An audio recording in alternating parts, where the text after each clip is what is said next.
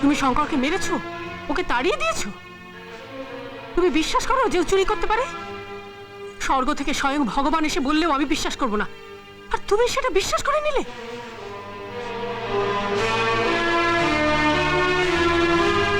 কে বলেছে শঙ্কর চুরি করেছে? ও রক্ত বিক্রি করে আমাদের জন্য টাকা নিয়ে এসছে, যাতে আমার দীর্ঘায়ু কামনা করে তুমি মন্দিরে পুজো দিতে পারো। কি বলছো তুমি? হ্যাঁ শান্তি, হ্যাঁ।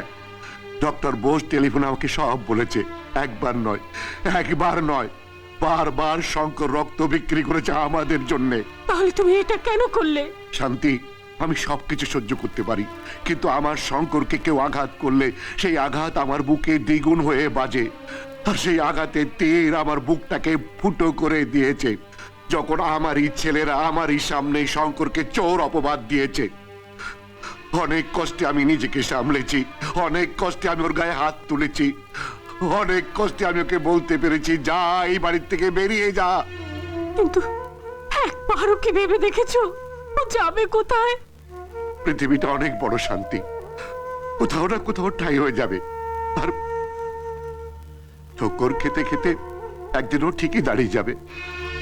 না, আমি ওকে পরের দরজায় দরজায় ঘুরে বেড়াতে দেব না। শান্তি, শান্তি, তুমি তোমার ছেলেদের এখনো চিনতে পারোনি। তুমি জানো না, আমি মরে গেলে। ও কথা বলো না, ও কথা বলো না। এটাই সত্যি শান্তি, আমার অবর্তমানে ওরা শঙ্কর যে কি হাল করবে তা তুমি চিন্তাও করতে পারো না। আর শঙ্কর ও তো খারাপটা ভাবতেও পারে না, তাই ওই সুন্দর মনটাকে এই নোংরা আবর্জনার থেকে আমি সরিয়ে দিলাম। কিন্তু এইভাবে ওকে সরাবার কি দরকার ছিল? এছাড়া কোনো উপায় ছিল না শান্তি। ছায়া কি কখনো শরীর ছেড়ে যায়? ও ও আমাকে ছেড়ে কখনো যেত না, কখনো যেত না। বাবু মশাই, যে হাত দিয়ে আমায় মেরেছে, অন্তত যাওয়ার আগে সেই হাত দিয়ে আমায় আশীর্বাদ তো করে যান।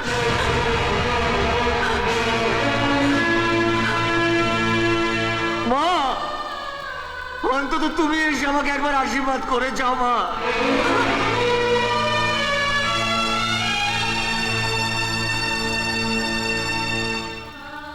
ঠিক আছে, এবারের এক ফোঁটা জলের ওপর আমার কোনো অধিকার নেই, এই সত্যিটা আজ বুঝলাম। আমার মতন একটা গরিবকে কিছুদিন দয়া করা যায়, সারা জীবন নয়, সারা জীবন নয়।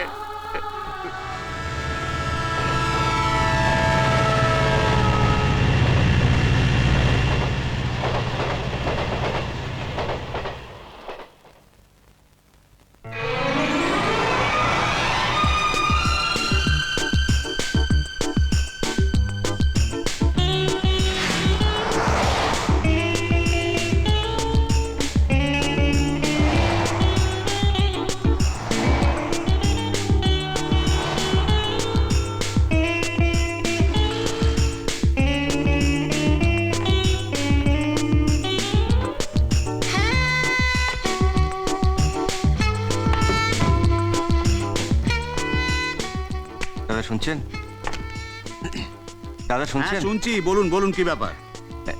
এখানে কোনো কাজ পাওয়া যাবে? কাজ এখানে? হ্যাঁ। তো কি কাজ চাইছেন? যে কোনো কাজ, মানে একটা থাকার ব্যবস্থা যদি করা। বারে মশাই, কাজও চাইছেন, হ্যাঁ, আবার থাকার জায়গাও চাইছেন। যান মশাই যান।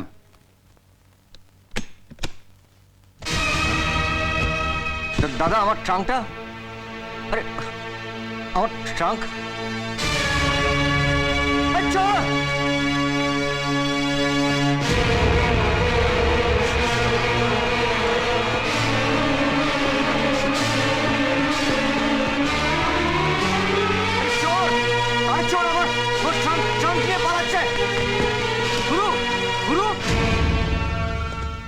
এবে কি হয়েছে?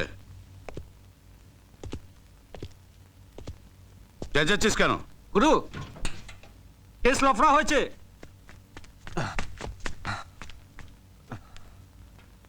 দেখুন দাদা, ও আমার ট্রাঙ্কটা।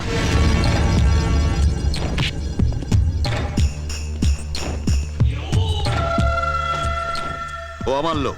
কি হয়েছে? দেখুন দাদা, ওই লোকটা আমার ট্রাঙ্ক চুরি করে পালিয়ে এসছে। আপনার বিশ্বাস হচ্ছে না? দেখুন ট্রাঙ্কে আমার নাম লেখা আছে, শঙ্কর। আবে এই, নাম লেখা আছে তো কি হয়েছে? এই বস্তিটায় তোর নাম লিখে দিলে এই বস্তিটা কি তোর বাপের হয়ে যাবে? দেখুন দেখুন, বাপ তুলে কথা বলবেন না। চল ফট, মারবো এক থাপড়া, মুখ দিয়ে অন্নপ্রাশনের ভাত উঠে আসবে। দেখুন দেখুন, ওই ট্রাঙ্কটা কিন্তু আমার। ওই ট্রাঙ্কটা আমাকে দিয়ে দিন, ওর মধ্যে আমার অনেক দামি জিনিস আছে। হ্যাঁ, আমি আপনাকে হাত জোর করে বলছি। দেখ আমার মেজাজ চড়ে আছে। কিন্তু আমার ট্রাঙ্কটা,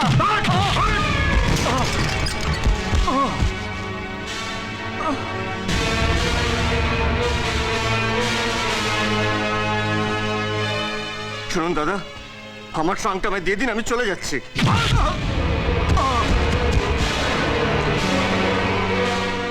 দয়া করে আমাকে আমার ট্রাঙ্কটা ফেরত দিয়ে দিন। পানো ট্রাঙ্ক দে।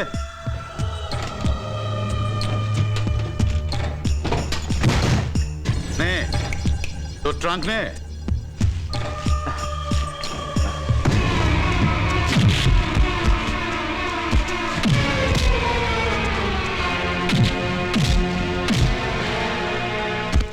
ঘাবড়িও না চাঁদু, ঠিক ঘাটে এসে ভিড়েছ। কি করলে বলো তো গুরু? ফুলের মতো ছেলেটার একেবারে পাপড়ি খসিয়ে দিলে। চলো। কিন্তু আমার ওই ট্রাঙ্কটা, সুটকেসের মায়া ত্যাগ করো, নইলে শুট হয়ে যাবে। তোমার ওই টিনের ট্রাঙ্কের থেকে এটার দাম অনেক বেশি। ভেগে পড়ো।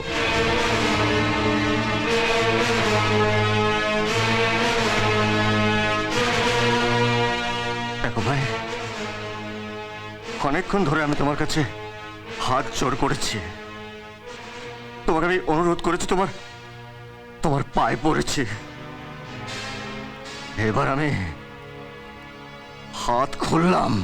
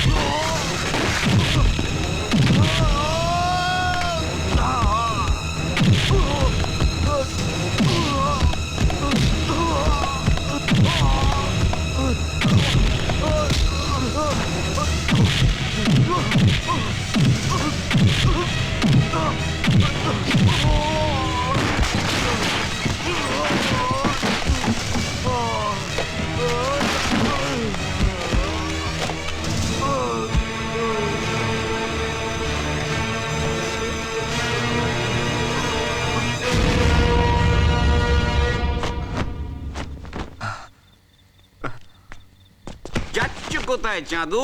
গুরুকে পেঁদানি খেতে দেখে শিষ্য পগার পার। ছেড়ে দাও মাইরি।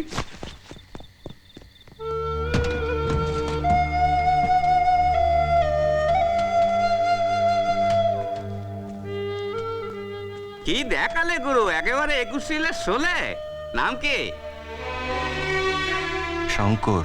কলকাতায় নতুন আমদানি মনে হচ্ছে, এখনো মাথা গোজার ঠাঁই জোগাড় হয়নি।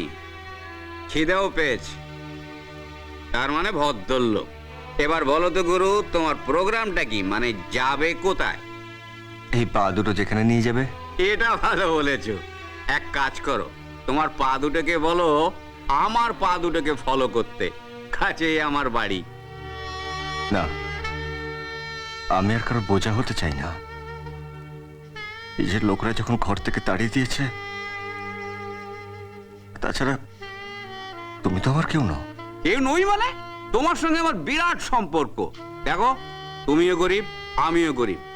গরিবের সঙ্গে গরিবের যা সম্পর্ক তারা মায়ের দিব্যি বলছি, তা বাপ ছেলের মধ্যেও নেই, ভাই ভাইয়ের মধ্যেও নেই, তারা মায়ের দিব্যি বলছি। তুমি আমার চোখের ভেতর থেকে একেবারে বুকের ভেতর সেদিয়ে গেছো, আর ছাড়ছি না। চলো চলো।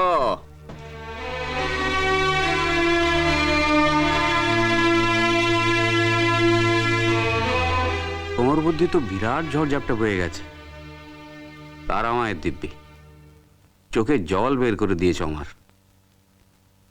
আমার কথা তো সব শুনলে, কিন্তু তোমার কথা তো কিছু বললে না। অদমের নাম কেষ্ট মিত্তির, আমি ফিল্মের প্রোডাকশন ম্যানেজার। ফিল্ম? হ্যাঁ ফিল্মে কাজ করো তুমি? হ্যাঁ হ্যাঁ। তার মানে তুমি অনেক আর্টিস্ট দেখেছো? দেখেছি মানে, দু হাতে কত নাড়াচাড়া করেছি, সবার ঠিকুজি কোষ্টি আমার জানা। কেষ্টদা, হ্যাঁ আমাকে আর্টিস্ট দেখাবে? দাঁড়া না, তুই তো আমার অ্যাকাউন্টে জমা পড়েছিস, তোর ঠিকুজি কোষ্টি আমি পাল্টে দেবো।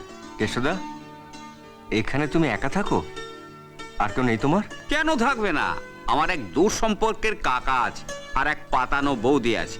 দূর সম্পর্কের কাকা আমার থেকে একটু দূরে দূরেই থাকে, আর পাতানো বৌদির পাত্তা নেই।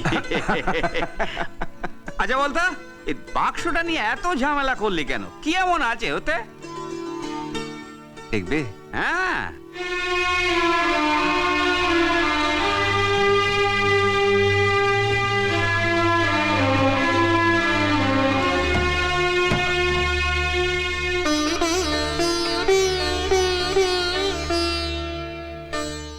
আচ্ছা, এই তোমার সেই দামি জিনিস।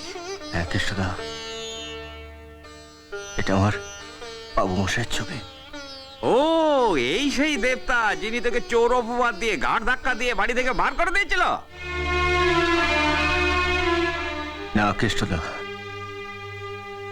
এই হচ্ছে সেই দেবতার ছবি যে 5 বছরের বাপ মা মরা বাচ্চাকে তার স্নেহ ভালোবাসা দিয়ে বড় করে তুলেছে। তুই কোন ব্র্যান্ডের মাল বলতো, যে তোকে রাস্তায় নামিয়ে দিল তাকে তুই আজও দেবতার আসনে বসিয়ে রেখেছিস? ভগবান তো ভগবানই হয় কেষ্টদা, তার ভক্তকে সে সুখ দিক বা দুঃখ